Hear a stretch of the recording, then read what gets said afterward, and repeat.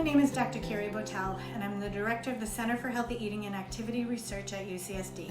Today, I'm going to tell you about my current favorite salad. First, you take romaine lettuce and spinach. To that, I like to add colorful peppers like orange and yellow,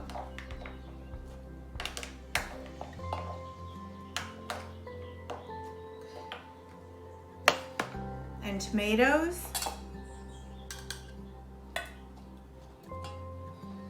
and my new favorite ingredient, chayote squash.